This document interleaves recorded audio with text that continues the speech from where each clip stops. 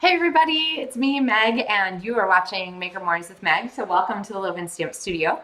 I am actually not live with you. This is pre-recorded, but I am excited to share a little project with you. We're going to play a little game called Reality Crafting with Meg. So right now, here is what my table looks like. I have nothing really except like a bunch of supplies and inks and things laying out from my last pair card. And I thought, you know what? Let's make another pair card. So we're going to go ahead and we're going to put something together, I guess. And I'm going to create as I go. So I kind of like to talk about why I'm making certain decisions or what I'm thinking as I go along. And yeah, we'll just make it up. Always kind of a good time. So I'm not actually live right now. This is pre-recorded, but I wanted to make sure I shared something with you today, even though I am headed on a backpacking trip. So more about that when I get back. So let's switch our camera down. And again, we have Perfectly Pears that I am going to feature today. And for that, we are going to go ahead and pull in some papers. So here's my designer series paper. I do love these here. Let's see, what should we make? We probably should come up with a shape for our card. This one looks like it has been scored already. Can't remember if I have something else going on with this. Let's see. Here are some pretty layers. So I guess what I need to do is figure out what we're gonna start with as a background. And let's go ahead, let's do this peachy paper. I really like this one. So I usually look and see what the smallest scrap I have is before I start cutting into things. And I think this is just going to be a really simple card today. So I'm going to pull out my trimmer and we're going to use a piece of this absolutely gorgeous paper from the front. So let's go ahead and cut it. We're going to cut it 4 inches wide and then we're going to cut it 5 1/4 inches tall. And here we go. All right, so actually, you know what? Now that I think about it, I wonder maybe we should do something a little bit fun-filled with this. I've been doing these diagonal cards lately. If you haven't seen it, we did this sort of cheers to you card like this that I shared a week or two ago. And I think this would actually make a really pretty one. So I'm gonna need some card base for this. So talk amongst yourselves for 2 seconds. I think card base wise, I'm feeling olive maybe, or darling duckling. I'll grab both and then we can see which one we like better. It's really important to pick out the colors that you like best for something like this. And I really prefer to make the most of sort of holding the cardstock up for the maximum effect. So let's see, I could do this combination here for my card base, or I could do this combination. Oh, that is actually quite striking. Okay, so I'm going with darling duckling. So let's go ahead and we're gonna cut this here. I want my card base to be 5 1/2 inches tall. And I'm just gonna go ahead and run that across there. You could score in the center if you want to. I usually don't bother. I usually just fold my cards as we go. And let's see, maybe I'll do something different. I don't wanna do the same card layout that I've been doing. And the back of this is delightfully neutral. So actually, we're gonna do a reveal card here. And so when I say neutral, I mean it doesn't have a direction. If you have designer series paper that has a direction to it, sometimes it can be tricky to do something like this because it means that that pattern is gonna be upside down in the back, but we're gonna have no problem here. So I'm gonna go ahead and add that, and let's go ahead and we'll glue this down. I'm feeling pretty confident. A lot of times I'll wait and glue later, but I think we're gonna be good. So, like I said on our last video when I did that DSP card base card, let's see, where is it? Oh, this one here. I really, really love to see both sides of the paper. So when they're gorgeous like this is another great card layout. All right, I'm gonna look through here. What is in my stamp cases? Do you guys save things inside here? I definitely do. And it looks like we have some good choices. We have some pears. This is a little pear that's been cut off. And then we have this full pear. And let's see, does this one work well? Actually, I think it kind of does.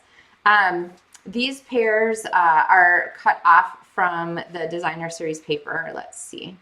Upside down pears. I'm trying to figure out how to tuck this in so that it looks right. So when you have a big piece of DSP like this, some of the images are going to run off the edge of the paper.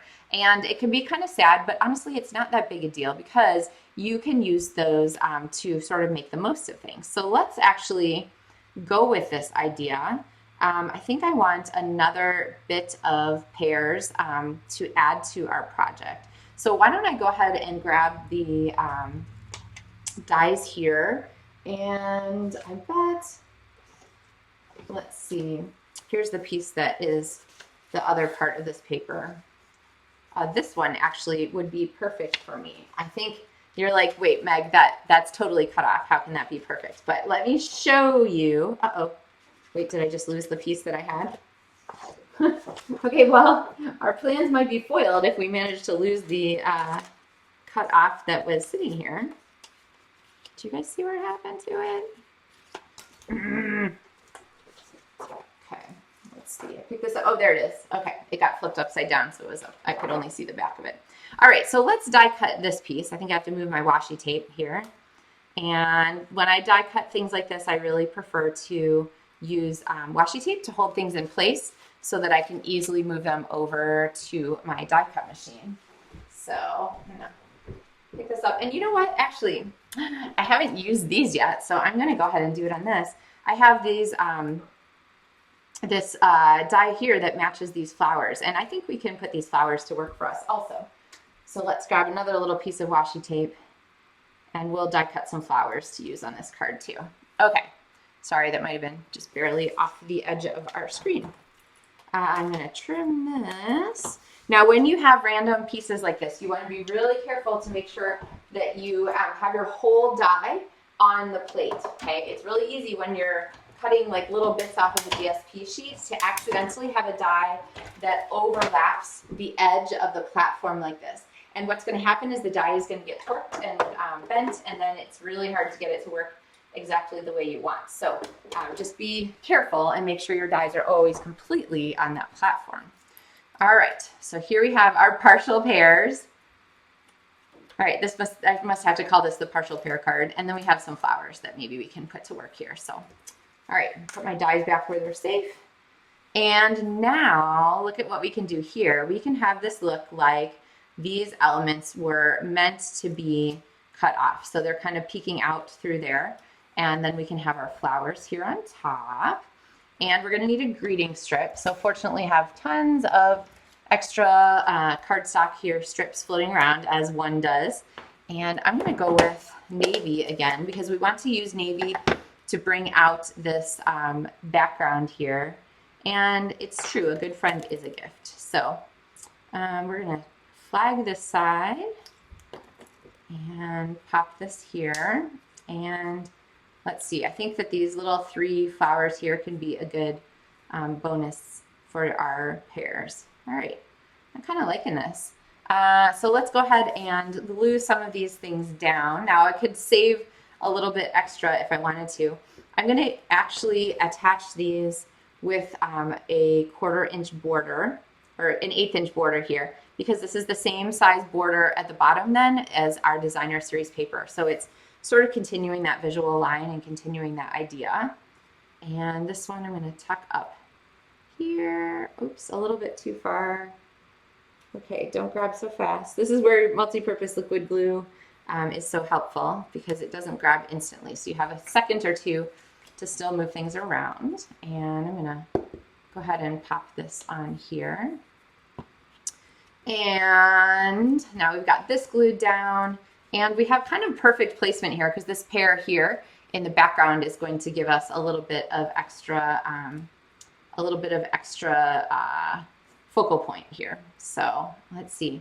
All right, I can't decide. Flowers above, I feel like flowers below is usually kind of my go-to. And the reason that I like that is because the flowers above tend to overshadow the greeting a little bit, but the flowers below accent it. So they help to increase your eye goes right to the word gift here because that's what is right next to the flower. So I think we're going to go with that. So let's go ahead and glue our flowers down. And then I'm going to grab our greeting, and we're going to put this one on dimensional so that it has a little extra a little extra boost. And now we need some embellishments. Let's see. I think I'm going to overlap here too, because this is going to kind of obscure a little bit of like, you know, overlap and stuff going on here. And then it looks like this little like gift, right? Like we're peeling back the edge of a gift is kind of how I'm going to see that. And we have our, oh, I have all these little flowers here that are left over from our last project when we did that inside. Because remember, you can use the negative space here as part of your card. And so what would happen if I popped a few of these on here? Oh, I'm kind of a fan. I don't know. They really stand out. I feel like maybe it's getting busy, too busy. Okay, we're gonna leave those off. And I'm gonna bring in some dots here. Now I could use yellow, but that would really stand out. So I might go ahead with our green dots here. They're a little bit more subtle, or even the blue ones. Let's go with blue. All right, so I do like to set these down just sort of gently until I have like committed to my placement, because usually you can get away with scooting them if you want to.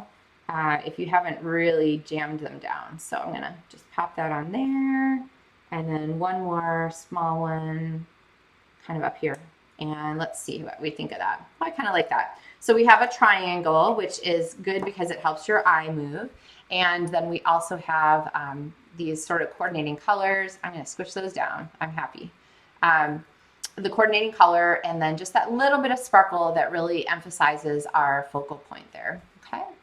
All right, so let's see, the inside of our card, we would need to do a layer. I almost always use a piece of basic white. Sometimes I use a different color that acts as a neutral, even if it isn't.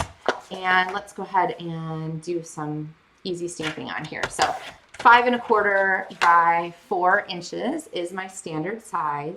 And today's card is kind of a bonus one. It's not included in the monthly tutorials for this month of July, but you can certainly refer to this video tutorial, and it uses the same supplies as those cards. So you'll have a good chance to kind of have another card idea here for using them. All right, we're gonna lay this on here, so I'm not gonna worry about overlapping. I really want to not have a full image.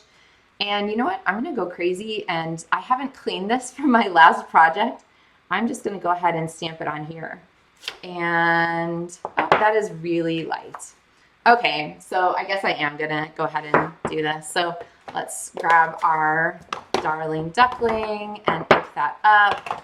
I'm gonna add some old olive here. I really like this stamp, but I really prefer it when it has a little extra card or a little extra color added. So, and I want to make sure that I use my Timid Tiger because we have our peach on the front.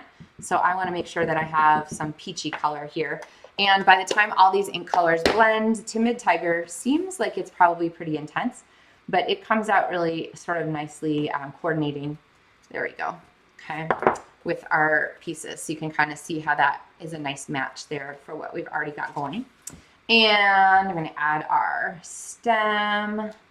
And then I have my old olive here. I'm going to stamp off twice because I want this to sort of be a little bit more subtle in the background. There we go. And now we have a pair to add to the inside of our card. So just using the sort of pieces that were left over here on my tabletop from our last card. This is a fun extra bonus element using our Perfectly Pears suite. So, all right, thank you guys for having a little stamp-a-thon with me, a little bit of reality crafting with Meg. So no plans, just sit down and make something. But I hope you guys are enjoying this one. And I will be back a week from today with another actual live video. I'll be back here in front of you. So look for that with our next episode of Maker Mornings with Meg. And as always, I hope that you guys have a super wonderful weekend. Happy pre-Friday to you. Happy Cake Day. All of the ways that we celebrate the end of the week here on Maker Mornings with Meg. So, yeah, kind of fun for a quick little card. So happy stamping, everybody. Have a great day.